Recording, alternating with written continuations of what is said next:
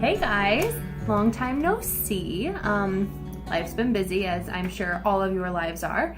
But tonight we are going to do a recipe first impressions. It's also kind of our recipe of the week. And we are making, I'm totally going to butcher this, but I think it's Fideos with chickpeas and aioli, and that's what the picture looks like.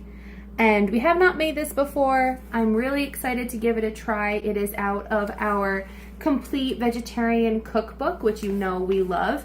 Tim and I actually haven't cooked out of this in about a month because we've been doing the Tone Up Nutrition Plan, and that isn't necessarily something that is in here or we can necessarily use a lot of these recipes. So yeah, we're trying that out tonight. So if you are interested to see how Tim and I make this meal, keep on watching.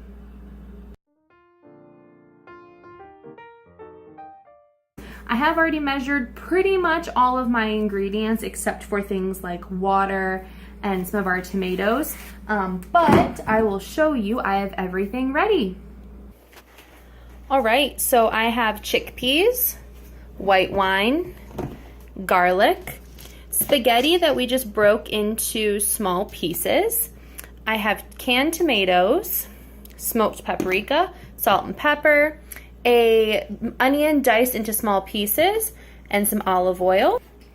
And over here I have my favorite Cuisinart short Dutch oven.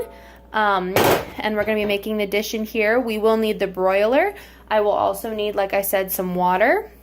All right, so first I'm supposed to toss the spaghetti in 2 teaspoons of the olive oil in a broiler-safe 12-inch skillet until the spaghetti is evenly coated. So, 1, 2. I do have my skillet on a medium heat.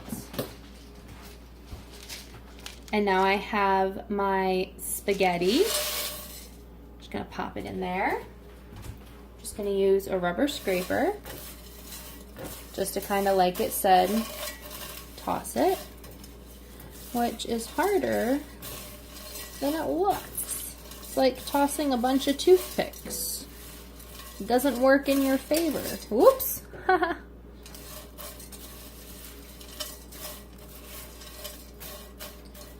See how it's all nice and glistening? I'm gonna pop those right in there.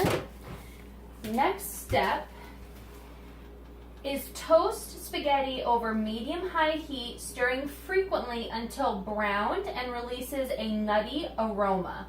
Spaghetti should be the color of peanut butter, and this should take 6 to 10 minutes.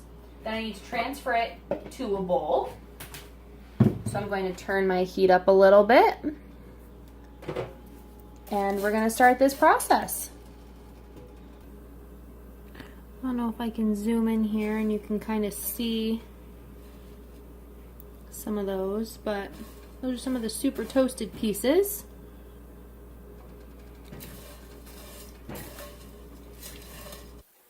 Alright guys, so this is pretty much done and ready to go. It's really having that nice roasted smell. It's getting nice and dark, so I'm going to remove it and put it in a bowl. Alright guys, so now I have to do 2 tablespoons of olive oil in the same skillet now that I have removed the spaghetti. And I have to heat this over medium-high heat until it starts simmering. So this pan was already pretty hot, so it's not going to take too long. And I already have my onion already chopped and ready to go. I also have to add 1/4 teaspoon of salt. So if you're unfamiliar with how to test your oil to see if it's ready, it's the best thing to do is to take a little itty bitty piece of what you want to cook, like this onion, and drop it in. And it's simmering, so it's ready to go. So we're going to add that whole onion.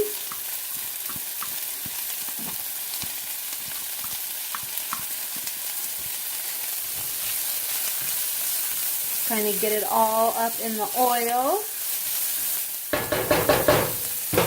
And now I have to add 1/4 teaspoon of salt.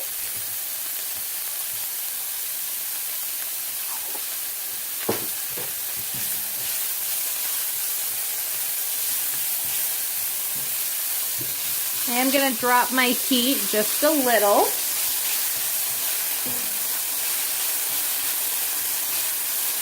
Doesn't that smell good?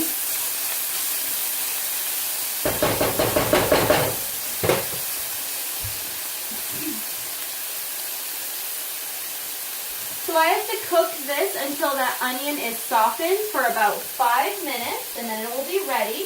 And then I will stir in some of my tomatoes, and I will cook it until that mixture is thick and dry and a little darker in color.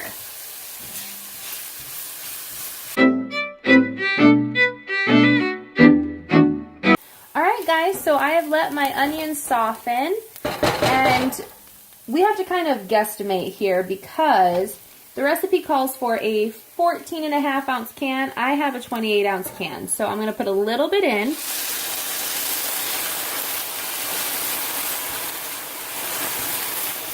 I am really only going to use about half to 2/3 of this can of tomatoes. So I'm just trying to make sure I'm adding it in the small amounts.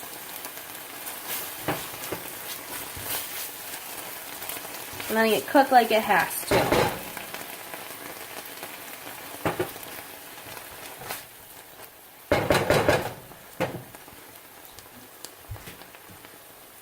So stir in tomatoes and cook until the mixture is thick, dry, and slightly darkened in color, which should take about 4 to 6 minutes. So I'm just going to sit here and keep stirring this. Alright folks, so it's gotten a little bit darker, which is great. So now I have to add in 3 cloves of garlic that have been minced. So I'm going to do a heaping tablespoon. And then I'm supposed to add 1.5 teaspoons of smoked paprika.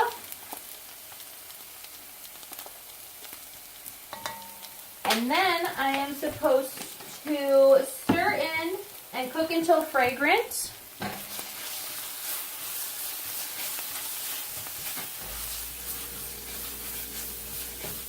Which should take about 30 seconds.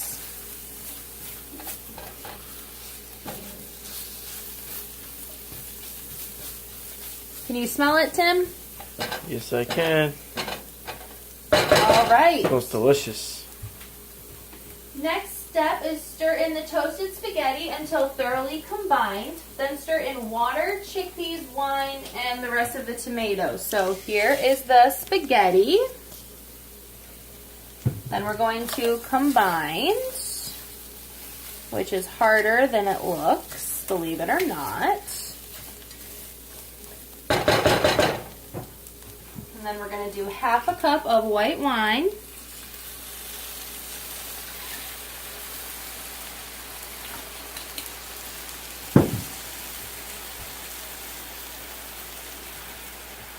Chickpeas.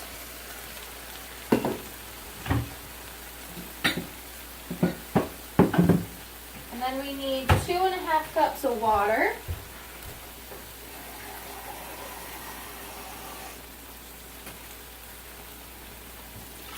There is 2 and 3/4 cups of water.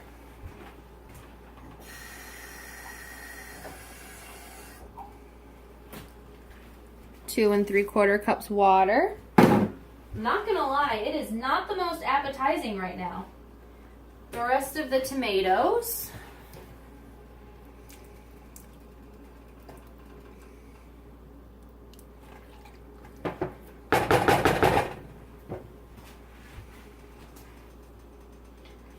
A 1/4 teaspoon salt and 1/2 teaspoon of pepper.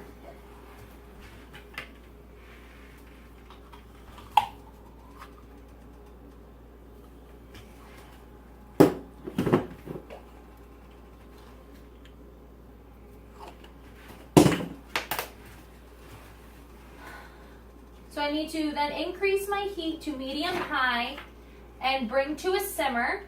Cook uncovered, stirring occasionally until liquid is slightly thickened and spaghetti is just tender, which should take about 8 to 10 minutes.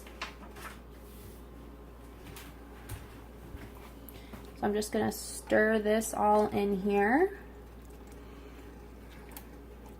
The cool thing about this dish that I'm excited about is the fact that the chickpeas are the source of protein. So I think it could be really good or it could be really interesting. We shall see. Right, T? Mm-hmm. Only one way to find out. Exactly. So I just increased my heat. I'm going to bring it up in temperature.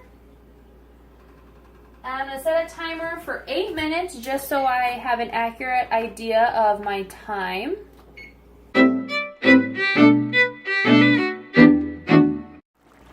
All right, folks. Oh, we're steaming. But anyway, this is thickened up and the spaghetti is done. It's really steaming up there, isn't it? Anyway, the next set of instructions is to pop it into the broiler for 5 to 8 minutes until the top gets a little bit of a crunch on it.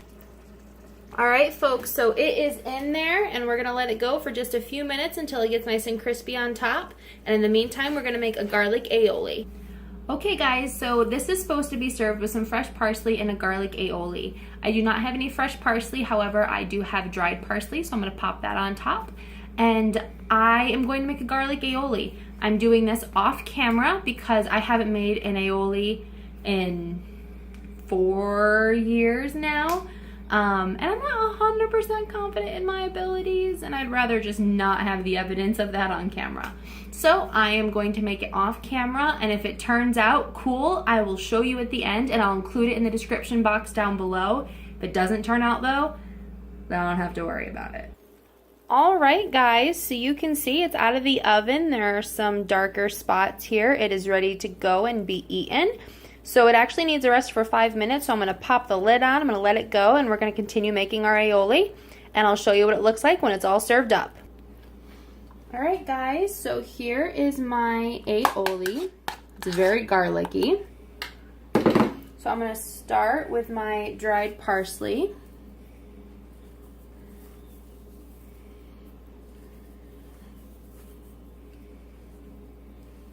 I'm going to have to dry some more parsley.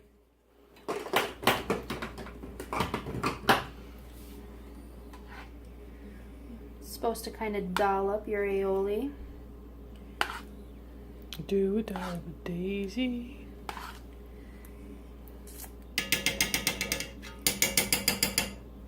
All right, folks. So that's what's for dinner tonight. Recipe first impressions. Tim and I are going to dish it up and give it a try. All right, guys. So Tim is getting ready to try. Doesn't it look delicious? Oh, yeah. Very hot.